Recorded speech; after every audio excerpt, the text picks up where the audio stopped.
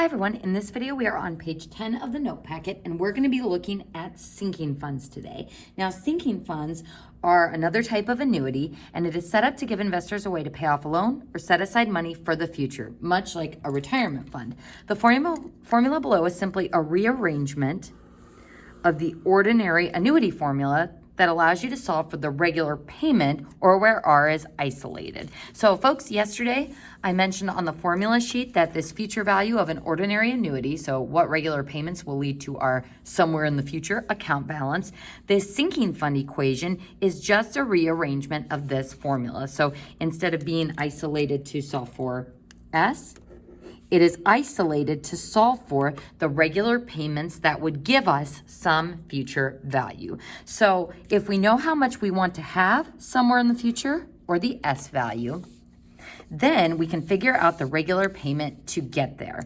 So for this sinking fund payment formula, what I want you to notice is that R is our isolated value that we are solving for. So yeah, you could use this formula, but solving for R would mean dividing by that big bracket amount. So it's much easier just to use this equation that's already set up to solve for R.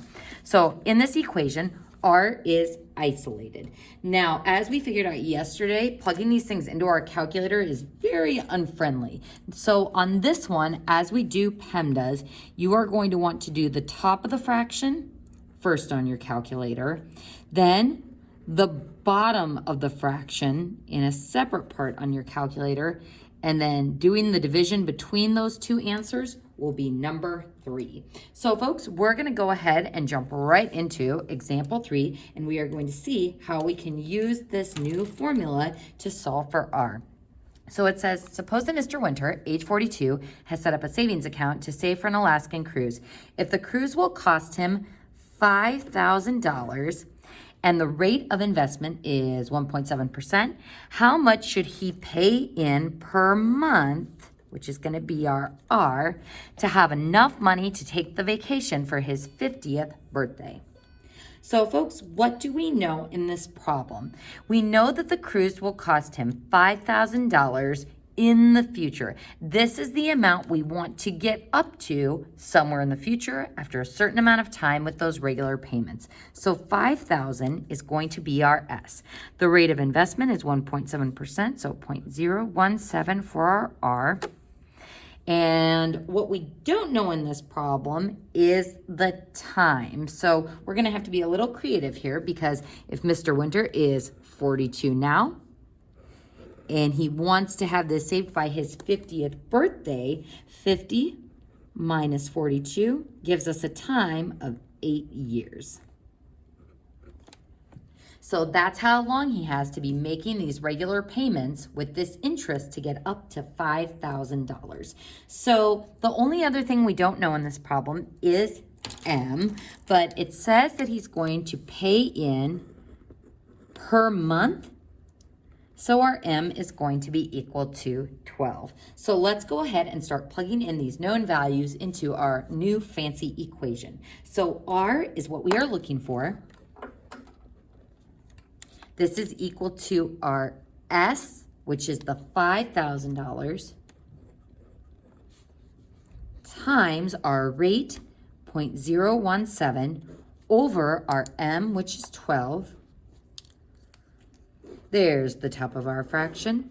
And then on the bottom, we'll have 1 plus our rate again, 0.017, over our M again, which is 12, raised to the 12 times our time is 8 years. And then, oof, we've got another sneaky -1 here that might be easy to forget about. So I'm going to go ahead and circle that -1. All right, folks, so here we have our setup, and now we are ready for the fun part of trying to type this in on our calculator. So to follow PEMDAS, whenever you have a big fraction like this, we want to evaluate the top of the fraction, then the bottom of the fraction, and our last step is dividing the two. So PEMDAS says we're going to start on the top of our fraction, and we can do that all in one fell swoop. So I'm going to write that in one line and do 5,000 times 0.017 divided by 12. and we can see that we get this for our top number. Now, I'm not going to do any intermediate rounding. I'm going to be using these stored values on my calculator so that I can get my most accurate answer. So moving to the bottom of my fraction. And this one won't be too bad to do in one fell swoop either. So I'm going to put in the parentheses, 1 plus 0.017 divided by 12, end my parentheses, and then raised to the older calculators. Don't forget you're going to need parentheses here. On newer calculators, we can just do 12 times 8. And then the tricky part is this minus 1 is not up here in the exponent with the 8 and the 12. So to escape the exponent, you are going to want to arrow over to the right. So click the right arrow on your calculator to bring you to ground level for the minus 1. So there's step 2. So step 3 is going to be dividing what we got up here, the 7.08-ish amount, and right here. So I'm going to go ahead and highlight this one and divide it by this one. And we see that we get an R value let me slide my calculator there, $48.66. So that doesn't seem like too much money to be putting in to save up for a $5,000 cruise. But remember, he's going to have to pay this in every month for 8 years. So if we wanted to figure out how much money he's going to be contributing towards that cruise, 48.66 times 12 months in a year for 8 years. So total contributions are going to be $4,671.36. So the only interest he's making off of this savings account is $328.64. So again, our contributions end up being much more than the interest, but this is still a way that we can set a little bit aside each month to save up for a big purchase. So again, folks, this sinking fund formula is a rearrangement of the ordinary annuity, so payment at the end, which allows us to either save up for something somewhere in the future or possibly pay off a loan. So that's another application for the sinking fund, is paying off loans. So that concludes page 10 of our notes. We are now going to move on to page 11 to start lesson D with present value and amortization. So folks, with present value, this is going to be present value of an ordinary annuity. So payment at the end again. But instead of being an arrangement of our ordinary annuity equation, we have a new variable involved. This P variable doesn't stand for principal. I mean, it sort of does in a way. We'll get to more on that later. It stands for present value, or the lump sum today. And I like this problem that we do for example 1 because this is really going to get into why present value is useful and why it's different from some of the other problems we've been doing. So the present value, P, of an annuity of N payments of R dollars at each at the end of a consecutive interest periods with interest compounded at a rate of interest I per period is the following. So notice that it says at the end. That's what tells us that this is related to ordinary annuity. So present value, it's kind of like principal. But I want you to put that in quotes because, again, it's not quite principal because when we're talking about ordinary annuities, we are talking about those regular payments and constantly upping our account balance.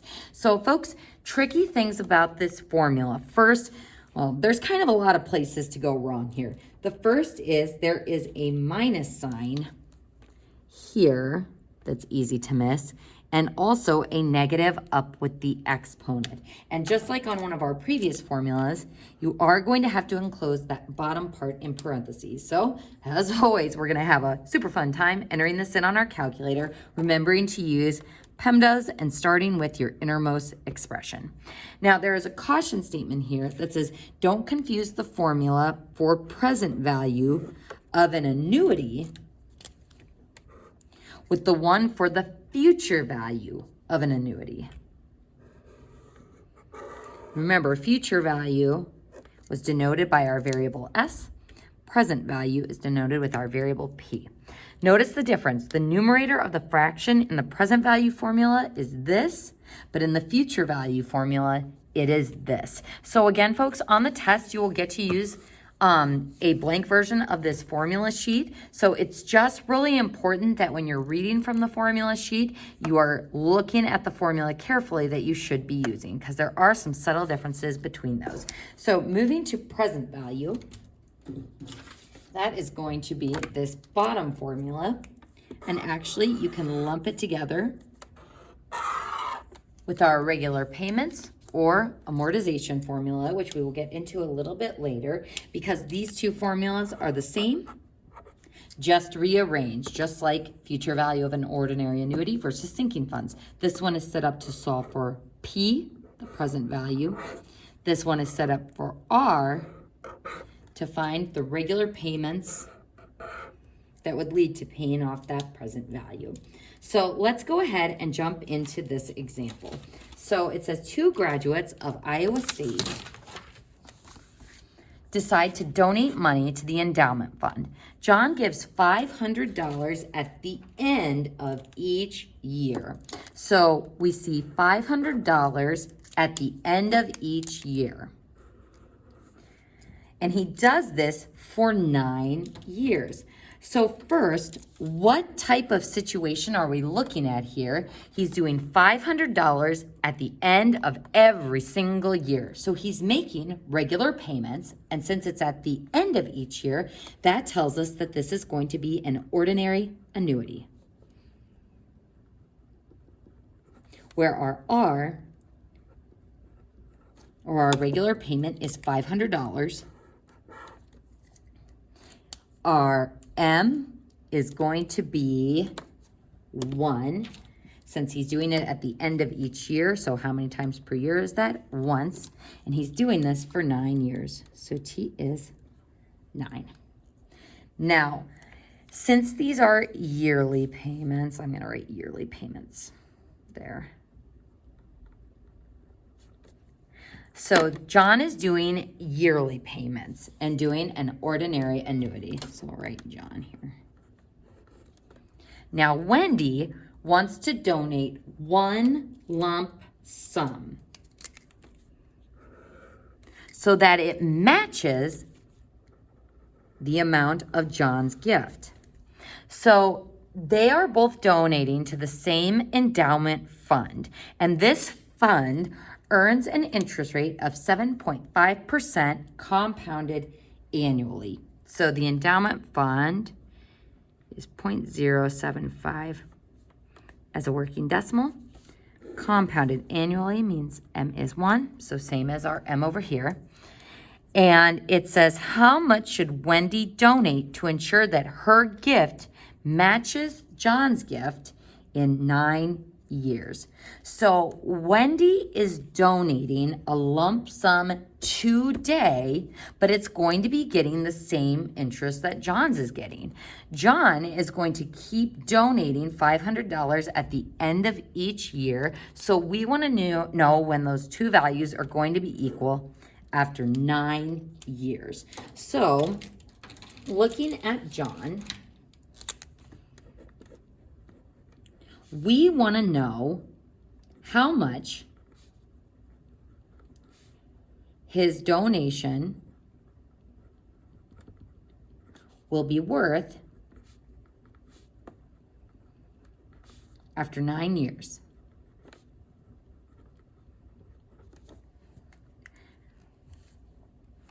So how much his donation will be worth after 9 years. So after 9 years means we are looking for the future value of it. Or as I like to say, the somewhere in the future value. And the reason why I like to call it the somewhere in the future value is because that variable we are looking for is S. So if we know that John is doing the ordinary annuity, we're going to be using one of these two formulas. Remember, these two are the same. It's just this one is set up to solve for R, the regular payments, which we know for this problem is $500 for John. But the future value, S, is the setup we are looking for. So folks, to practice looking on our formula sheet, we are going to have S equals, our regular payment is $500, and this is times the bracket, 1 plus I is R over M, so the rate, 0.075, divided by our M, which is 1, easy enough. And then raised to the N is MT, so 1 times our time is 9 years. And then that sneaky minus 1, that's easy to forget about. And then all over I, which is R over M, or the 0.075 over 1 again. So let's go ahead and turn to our calculators and see if we can make this work using PENDAS, just like we did yesterday. So starting with our inside parenthesis, 1 plus 0.075 divided by 1 is just plus 0.075. We're going to raise that to the 9th power. We're going to subtract 1. Then we're going to divide by 0.075. Then we're going to multiply that by 500. And ta-da! That gives us the somewhere in the future value of $6,114.92.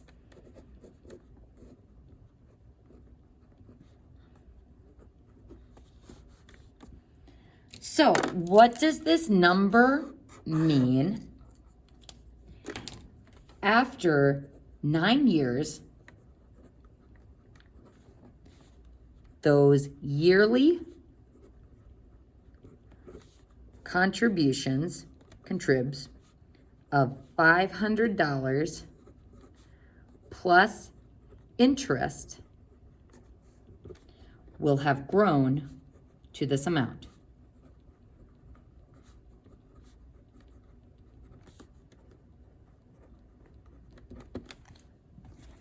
So now we're going to go over to the situation with Wendy. So Wendy wants to donate,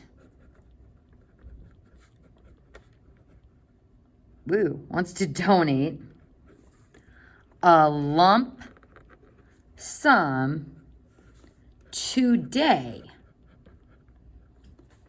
instead of doing yearly contributions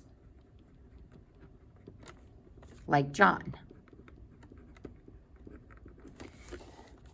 Now, where students get confused is they say, well, if Wendy wants her donation to match John's, shouldn't she just donate $6,114.92? She is putting this money into the same endowment fund with the same interest. So yeah, after 9 years, she wants it to be worth this amount, but what she donates today should be a bit less. So what she wants to do is donate a lump sum today instead of doing yearly contributions like John, which will equal $6,114.92 after 9 years of gaining interest.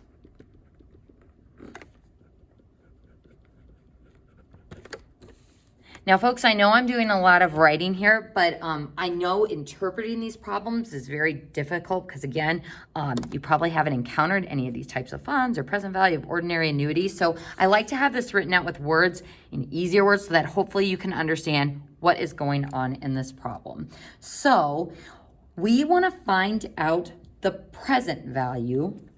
So we want the present value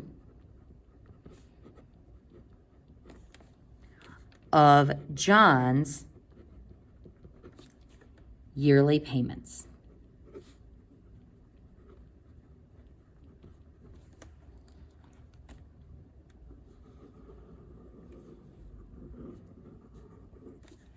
And it seems weird because we want Wendy's donation to match John's gift. So it's like, well, shouldn't we be setting something equal to this amount? This amount is how much John's donation is going to be worth plus the interest. What we want to know is how much that $500 plus interest backtrack would be worth present value today. So this is where we are going to be using that new formula. Let me just zoom out a little bit here. So our new Our new formula is going to be P equals, so we're looking for the present value of John's donation of doing those regular yearly payments, so the 500, and then bracket 1 minus 1 plus the rate 0.075 because they're donating to the same fund over our M, which is still 1, raised to the negative M T. So still after the 9 years, and then all over R 0.075 over M.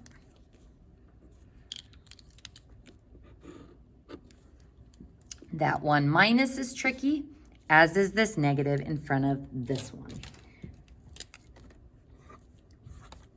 So to figure out how to equate these situations after a certain amount of time, notice that I am using what will $500 paid regularly per year be worth after 9 years, and what would that $500 with interest gained after 9 years be worth today if it was donated or if it was accruing that same interest at 7.5%. So the present value of those same contributions after a certain amount of time. So let's go ahead and turn to our calculators for help on this one, making sure you enclose that bottom part in parentheses. Well, actually, we don't need the parentheses there because it's just going to be equal to 1. Let's go ahead and piece this through step by step. So starting with our innermost parenthesis, 1 plus 0.075 raised to the negative 9th. Now, this is a little tricky because I have just found that parentheses term raised to the negative 9th. Now I want to do 1 minus that answer we just got. That gives me the top of this fraction. Then I'm going to divide it by the bottom fraction, but we can just take it divided by 0.075, and then I'm going to multiply that by 500. And that gives us a present value of $3,189.44. So Wendy could donate this amount straight up. So Wendy can donate this one lump sum amount instead of doing a certain amount per every year. Wendy can donate this one lump sum amount, and with interest after 9 years, it will also be worth the same as John's donation, which was the $6,114.92. So what are the differences between these two? John is going to have to remember to donate $500 at the end of every year, and it's going to gain interest on the $500 every single year, and the additional $500 getting added in to eventually reach this amount after 9 years. Wendy wants to donate one large amount, so kind of a static principal like those first problems we did in the chapter, a static one-time amount, which is this, which after 9 years will get enough interest to match the $6,114.92.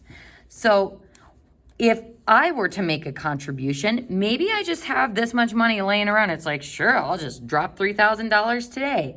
But if I maybe don't have as much in my account at any given time, making those monthly payments is a lot of times easier. So this type of thing occurs when you are buying a car. Like most of the time, you wouldn't buy a car straight up for a certain amount of money. You'd be making monthly payments, but also paying loan interest. So you do end up paying more for the car over time, but making those monthly payments that are less is easier than paying that lump sum amount. So folks, that concludes page 11 of the notes.